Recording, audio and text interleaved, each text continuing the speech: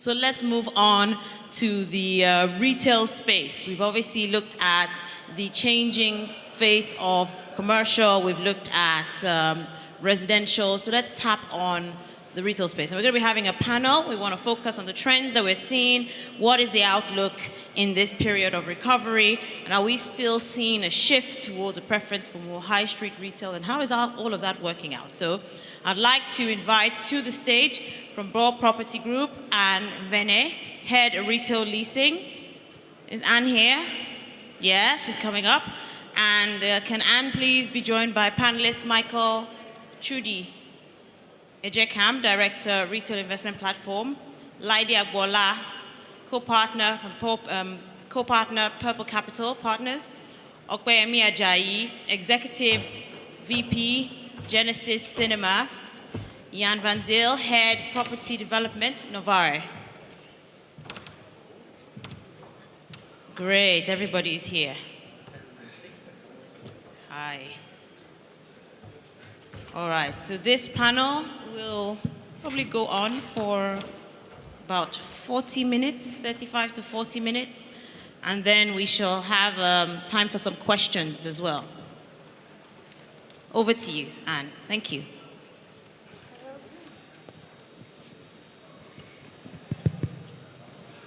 Hello, good afternoon, everybody. Thank you, panelists, for your time. The session is basically going to talk about alternative approaches for the traditional retail concepts. We've seen slight growth in the excuse me, in the key economic indicators in terms of CPI, GDP, and inflation. But we'll first start off with the general overview of the retail market, and that's Chudi. What just your view on the general trend in the retail market from the 6 to 12 months? Yeah. Good afternoon, everyone. So I have the privileged position.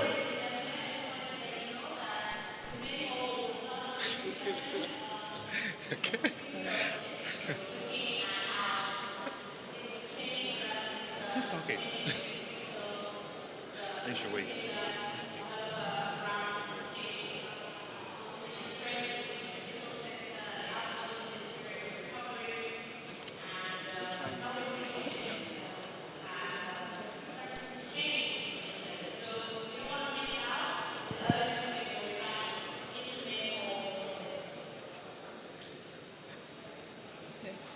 Okay. Yeah, good afternoon, everyone. So I have the privileged position of having straddled both the investment and the asset management side when I was at Actis. I'm doing private equity investments, and then now on the other side, also as a retailer on the retail side. So from the investment side, break it up into investment and asset management. As I always say all the time, it's all about the returns, the returns, the returns. And over the last 6 to 12 months, still, post-recession, the returns are very challenged, on various levels. So typically, you have some stepping stones that allow you to get to your typical target returns of 25% IRR or 2.5 to 3 times money back. But nowadays, each of those steps is challenged. So initial yield on a mall, let's say, for example, you build a shopping center as roughly $100 million. In the past, prior to the recession, the target initial yield was for you to make between $12 to $14 million of NOI, net operating income in year one, divided by the 100 million will give you between 12 to 14% initial yield. That used to be the old target, and that assumed always minimum 85 to 90+% initial occupation by year one. And I think, as we all know, those occupation levels are far lower, so the initial yield right now is failing. I don't think any new shopping center is achieving 12 to 14% initial yield. Another stepping stone, of course, is rental escalations, which helps you to build up to your 25% IRR. I mean, given the challenges in the market, I don't think any landlord can manage any reasonable rental escalations right now because the tenants are actually, mostly struggling. So that step is also gone as well. And then finally, on the exit, you try to do a leap on your capital gains when you exit. So you do an initial yield target of 12 to 14%. And then you exit, typically in the past was maybe somewhere between it's a 8 to 9% cap rate. That hasn't been tested since 2015 when Ikeja City Mall exited in October of 2015. So no one's quite sure really what the exit cap rates would be right now. But I don't think anyone is expecting 7 or low 8s anymore because of the challenges in the marketplace. So from the returns perspective, lots of challenges for an investor. Then from the asset management side, also if you're an investor, I mean, in the last 6 to 12 months, I sit on boards of of these malls, including Ikeja Mall. I can tell you that the government has challenged, for example, the pioneer status taxes. So they've gone around to different, I'm sure probably all of you have faced the same challenges where they've come and they've said, how did you get this pioneer tax? Was it secured properly? So if you're an investor undertaking asset management, you're worried because all of a sudden your mathematics is also challenged on the taxes perspective. And then of course I talked about the longer hold periods. So asset management right now is a lot more challenging than it used to be. Then finally, from the retailer's perspective, again, using mathematics, typically if you're a retailer and you're occupying a retail center, you're typically looking to accomplish an occupancy, shall we say, target of your the ratio of your occupancy, so of your occupancy cost divided by your turnover, usually should be around 12 to 15%. But now, given the sharp devaluation of the naira and dollar-linked rentals have essentially shot up by at least 50%, that percentage has risen from 12 to 15% to some cases 40 to 70% for tenants. So many of the tenants are struggling to have profitable businesses. So on that side as well, as a tenant, it's also pretty challenging. And finally, on the asset management side, going back to asset management and tenants, unfortunately, the court systems are really poor if you're a landlord, because if a tenant is struggling, as I just described, the process to remove a tenant is very protracted here in Nigeria. In contrast, for example, Ghana, where I used to be an asset manager for Accra Mall, and it would take about, let's say, 1.2 years from beginning to end to evict physically a tenant who is non-performing, who's not paying their rent. In Nigeria, I can tell you from experience that there's some tenants that haven't paid for 4.5 years, and they still occupy the space, and you try to go to court, and it's protracted,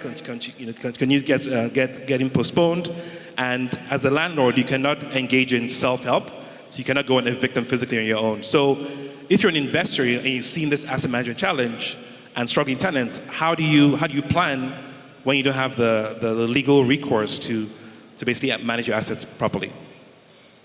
So, okay, as a retailer, moving from what Chudi just explained, this morning we were told to create or find our niche in the challenging market. So as a retailer, what has been your experience in the business climate in these challenging times?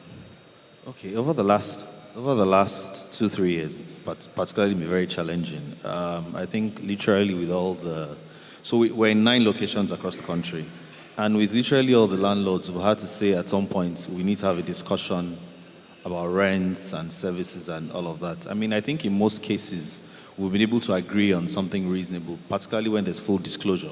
Okay, so when the landlords can see what our turnovers are, so it's not a case of someone is trying to play smart. But critically, one of the things we've also done that has helped us over the last few years is we've stopped seeing ourselves as a cinema, because we're a cinema business. We run multiplexes. We've tried to develop significantly other revenue streams. So our revenue streams from food, from our pizzas and soft food, and also critically commercial. And when I say commercial, I'm talking about advertising revenue. Because of our spread across the country, a lot of advertisers now begin to see us as a cheaper option to traditional media advertising and a more direct alternative to advertising. So that has generally helped us to sort of stabilize over the last couple of years. Okay, from the consumer part, have you seen more demand for your product, for your brand? So again, our business is affected by a number of factors. This year, I would say that we're up about 20% from last year in terms of admissions, in terms of people coming in. But that's driven, again, primarily by the content. So we're seeing in our space Nollywood playing a much bigger role than has done in previous years. So that's a good thing for us. And a lot of our future growth is anchored on the development of the Nollywood industry. So the quality is getting better in Nollywood. And traditionally, people who wouldn't watch Nollywood are watching Nollywood. So while 3-4 years ago, it was about a 70 or about 80 to 20 split, it's more about a 65 to 35 now, with Nollywood being 35. And we think that would even continue to improve. So we are now going more local, indigenous. Yes, so we're going more local in terms of content as well. That's going to my next question for Laide. How local can we really go? In the last few months, we've seen fashion retailers, indigenous fashion retailers, actually set up manufacturing base in the country and produce on a small scale. Is it possible, I know power is a great challenge for us, but is it possible with the private investors now come with alternative power supply and the IPP, is it possible to convince major brands, fashion brands, to set up manufacturing base here to escape the hurdles of importation? The big players, the fashion brands, is it possible? Because we've experienced the success of these indigenous retailers actually coming into the malls and doing online marketing on their brands. So what are your thoughts? Thank you. And I think from our own perspective, our development for Maryland, being Maryland Mall, was one driven from an approach of what I call retailtainment, which is a mixture of retail and coupled with strong entertainment support. The over-reliance on the fashion brands and the other sort of brands that would typically go into the retail space needs to begin to be de-emphasized. You've also mentioned part of the problem, power and all the other things, import waivers and all the issues that are accompanying the likes of the fashion brands that would need to go into those spaces. So yes, those major issues will continue to be challenges for them as local players that want to play in the retail space.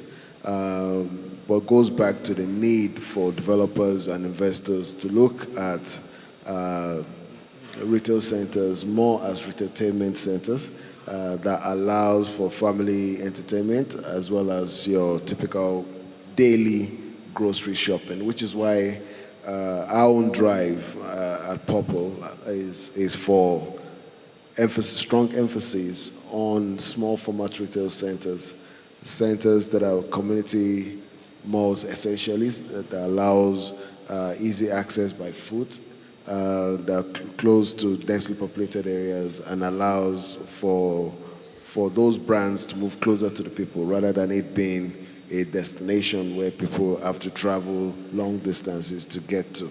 And with that approach allows for a scalable opportunity that allows you to then deliver products to the market that are cost effective, that can deliver the sort of IRRs, the sort of yields that Michael explained earlier, which are around the 13 to 14% yield mark.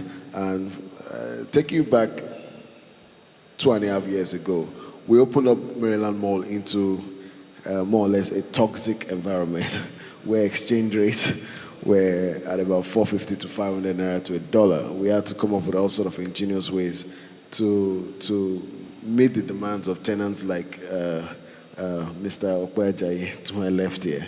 And of course, we found a way to work together. We opened up, despite all of those issues, we opened up with about 75% occupancy level, which was quite strong and significant at that point in time. And we opened up at that point, using the prior figures, we opened up at that point with a yield of 18%. And I still mention those 18 to 20%. I mentioned those figures to Michael anytime I see him, and they are unbelievable figures. Unbelievable figures. And that's what the small format retail center typically should have done, if not for the adjustment in exchange rates that has taken place over the last 2.5 years. So when you reprice the product themselves and try to replicate them in the market today, you see that those yields are tactically dropped But with scalability, you should then be able to go back to delivering those sort of figures in the mid to long term, because then you have the opportunity to have a product that is across different communities, and you can price as slightly lower but slightly better, and still price the cost slightly better and be able to have better value to tenants like Genesis Cinemas. So that's where I see retail going. And I want to believe that the fashion brands, the perfume brands, and all of the other brands that support will then be support type brands for the retail centers, rather than them being the major guys that you're going after.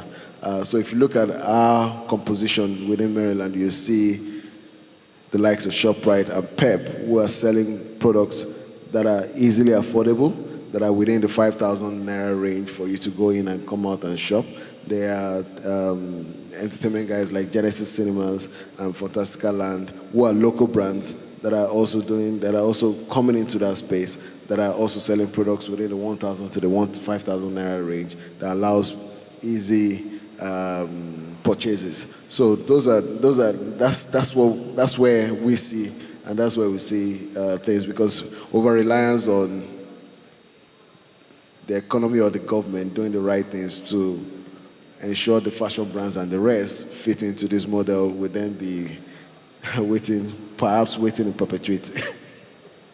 Trudy, what are your thoughts on setting up such base for these major players to have a manufacturing base in? Is it possible? Is it something that we can consider in the next 3 to 5 years? Given that we, our own indigenous retailers, are already exploring such options. If power is not solved regarding manufacturing, then no. Even with the IPP and the alternative So far, negligible impact, okay. Clearly. Okay. So, quick answer, no. Okay. Nothing in the short to medium term, I would say, which is unfortunate. Yeah. So no. Okay. Jan, we've been talking on different approaches on ways to sustain the retail market. As a developer, we look at smaller schemes. We look at differentiations of leisure retail. We're also looking at more of family entertainment. So, as a developer, what strategy have you put in place to sustain the retail market as a developer? Thank you, Anne. Just just to emphasize those yields that Chidi were talking earlier, those are dollar yields. Meaning a lot of people think that they're Naira, but they're actually dollar yields. If you convert them, then it's quite big. But back to your question. So what have we done to differentiate ourselves? Well, to go back again to Chidi's example of $100 million investment. Well, we built it for 80. So we decrease the total development cost. You still try and achieve the same nominal return as an investment at the end of the day, but your total capital outlay that you have up front, you decrease substantially. And we've done that through a variety of ways that we've done it, but most important, it's a hands-on approach that we follow, and makes us different from a lot of our competitors. I think Purple Capital is doing a bit of the same that we've done. But we saw ourselves as quite a market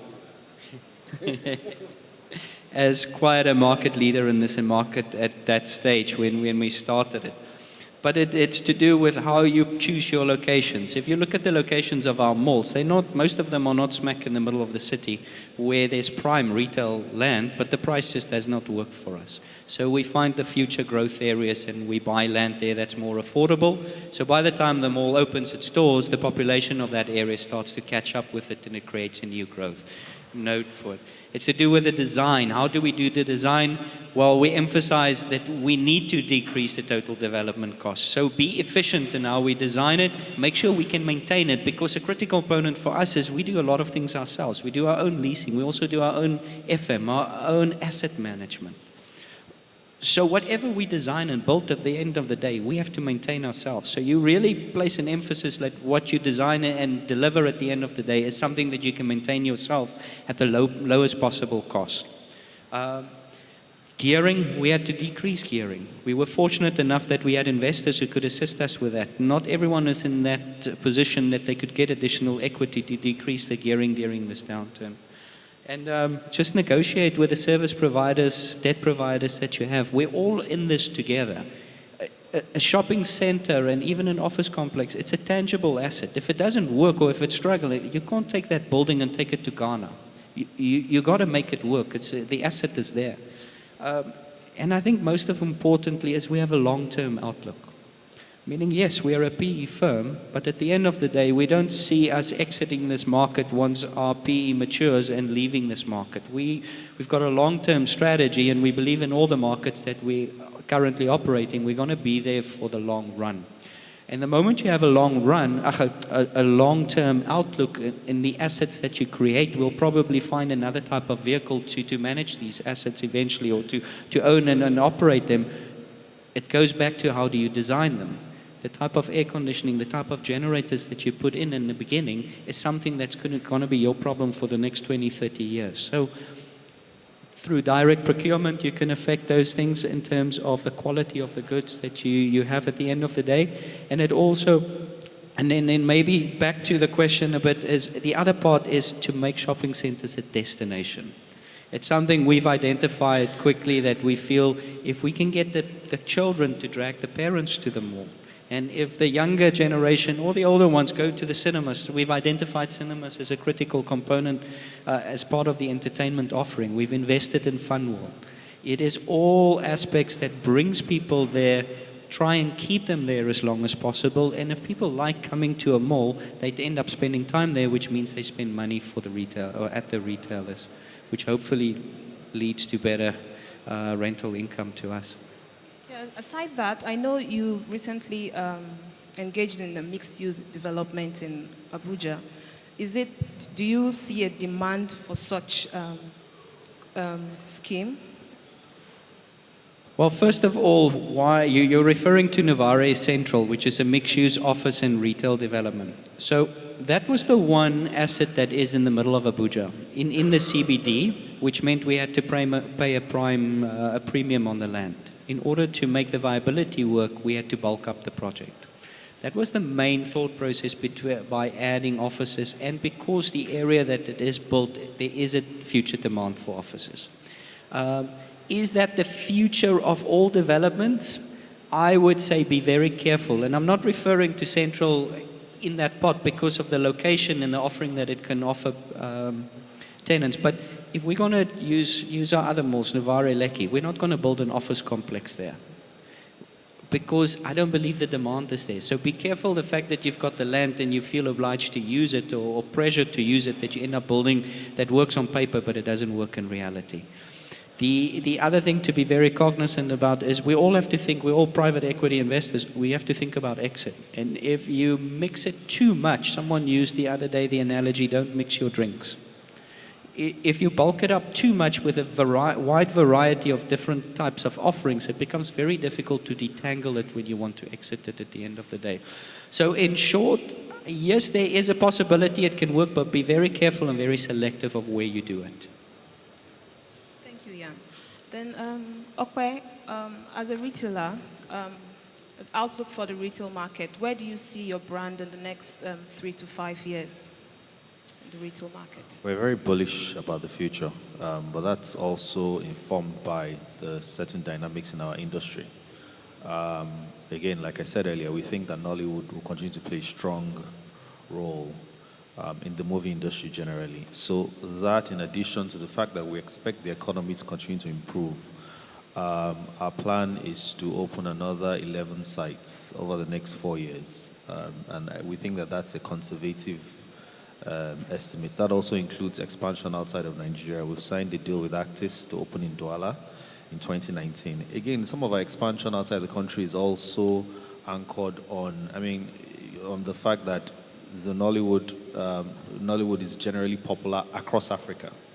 Okay, so there's a market for Nollywood, there's a market for Hollywood, and in French-speaking countries, there's a deliberate attempt, even by the French government as well, to push content. So that gives us a lot of hope for the future. We're very, very bullish about the future. We also think that as we spread, as we have footprints across various states and various countries, advertising revenues will increase. I mean, so the scale, there's a lot of advantage to scale in our business. So that's, in summary, we're very excited about the future. Thank you very much. Chudi, do you think the retail market will bounce back to what it was post-June 2015? Yes. Over time, yes. I mean, in terms of looking at it from a global perspective, there are different stages to the evolution of retail in each market. So when your percentage of formal retail is less than 20%, where I think right now we're at 5%, that means you're still in the introduction phase of retail in your marketplace in Nigeria. I mean, USA is, it's like over 80% there, like in the consolidation phase. So we're still only at the very beginning. The acceleration phase comes next after you get to 20%, between 20 to 40% formalization. So we're at 5 now. So we have a long way to even claw up to get to the acceleration phase. But there are obviously many problems. I talked about, financing being an issue. Right now, unfortunately, the number of real private equity investors is actually reducing in the marketplace. For example, R&B Westport will no longer be funding. And several other investors I'm aware of have said they're going to suspend Nigeria. This was around 2016 until to date. And even though things are improving, they're now looking at East Africa, for example. And horribly, on the exit front, many of the potential buyers, last time we did a sale, there were 53 potential buyers. Some of them now are saying we're looking at Eastern Europe, of all places. I mean, who'd have thunk it, right? So there are many, many problems right now. And in fact, looking at the consumer as well, one of the most important percentages in Nigeria's economy, in my view, is the percentage of spend by consumers on just food and beverage that they consume in their homes. As of 2015, that percentage was 60% was spent by a typical Nigerian consumer on food and beverage consumed at home, which leaves only 40% this was 2015, for entertainment, going to movies, education, medicine, etc. So that's a reality. By the way, USA is 8.5%. UK is 12%. South Africa is 25%. So we're just like, we're way off the charts. And horribly, during the recession, 2016, 2017, that number went from 60% to 75%. So there's been a clear movement to essentials for consumers, meaning that they're spending more and more on just staying alive, taking their children out of schools. And so that percentage has to keep dipping. And with the food inflation right now it's still in the high teens from what we understand. Overall inflation is around like 12%. People are going to keep prioritizing food and beverage. So there's some fundamentally challenging issues, but again, we're only in the introduction phase. So there's still a lot to play for, and so I'm still excited about the future. Thank you very much. All right, it would be interesting if we can bring in the audience. Are there any questions or comments or contributions?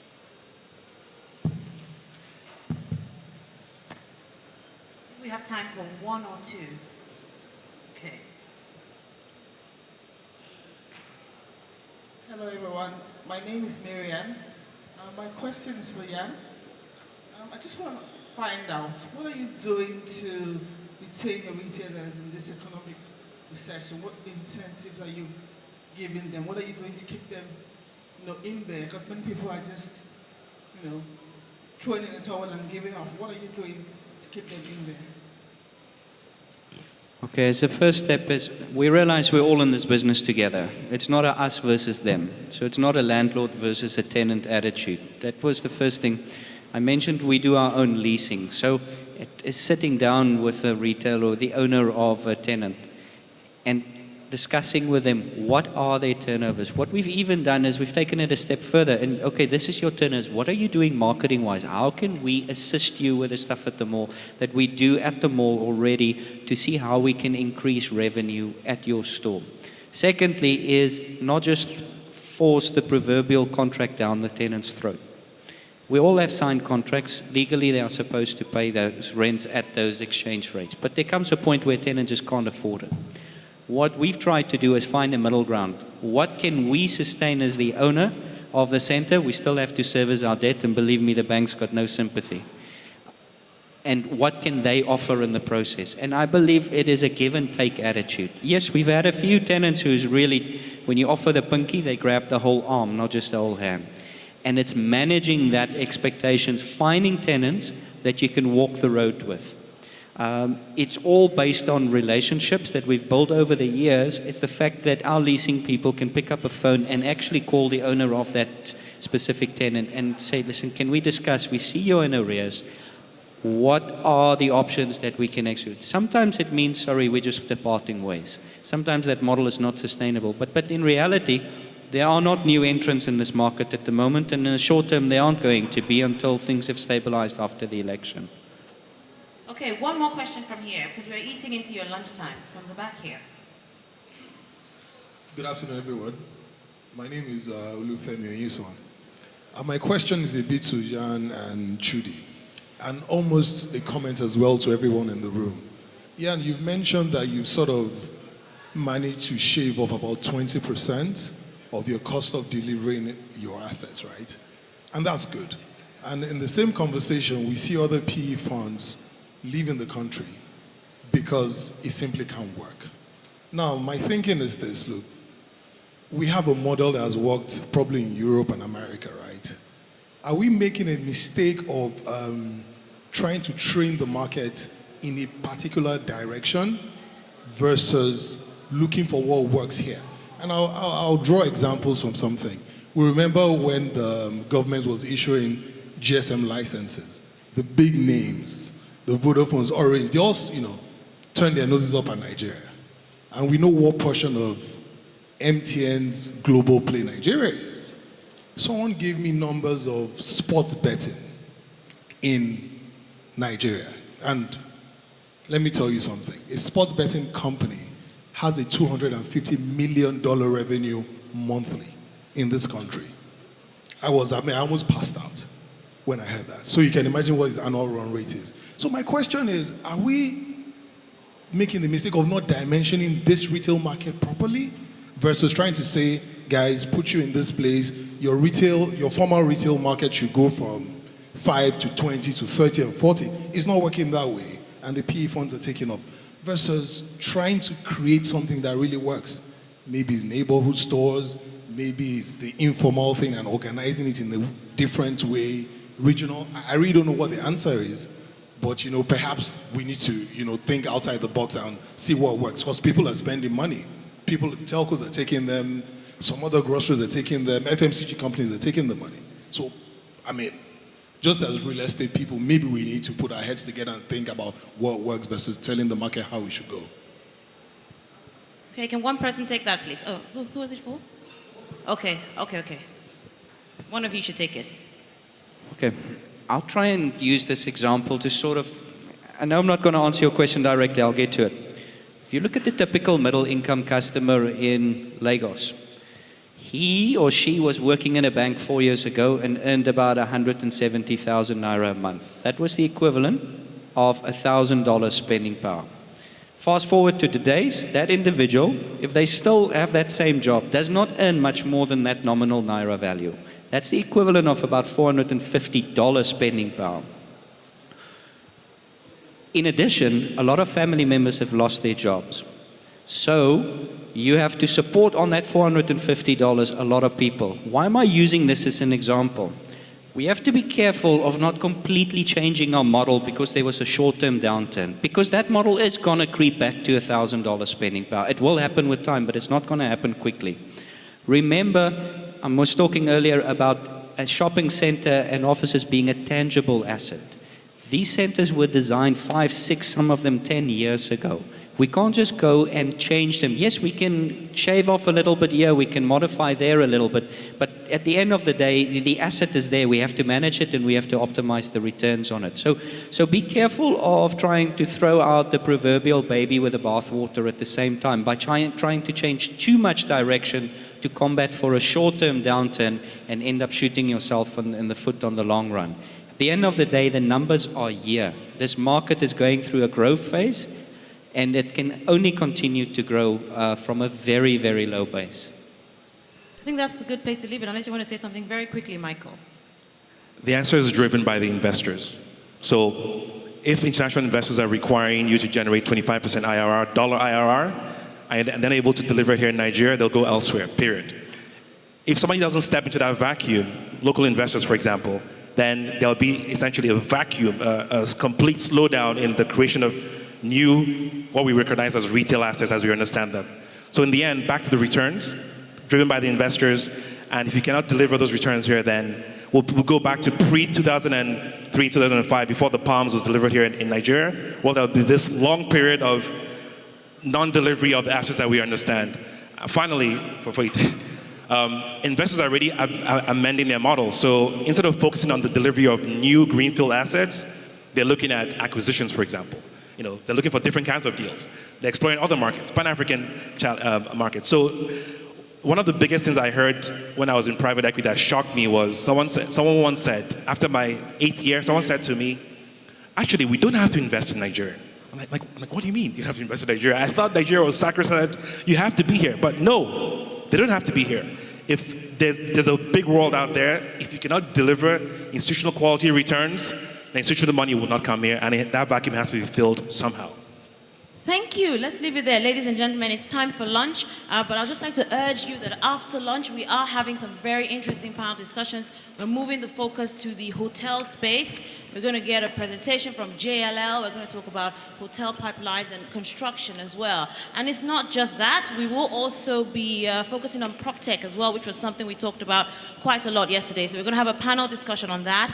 And then we have a very, very interesting debate, but it's actually the last session of the day. We know it's a Friday afternoon. You all like to rush home. But this one will be focusing on property valuation and land. At the end of the day, we can talk about real estate, we can talk about funding, we can talk about, all sorts of things, but it all starts with land and land valuation. Yeah, and this is going to be quite an interesting panel discussion. We have Ricks, we have Naives as well that is involved in this session. So we urge you to come back. You don't want to miss that. So have a good lunch. Please be back here by 2 o'clock. So lunch is 40 minutes. You can make your way to the back of the exhibition hall. You can sit downstairs. You can go upstairs. Thank you very much, and we'll see you back here at 2 o'clock prompt. A round of applause for our panelists as they come down. Thank you.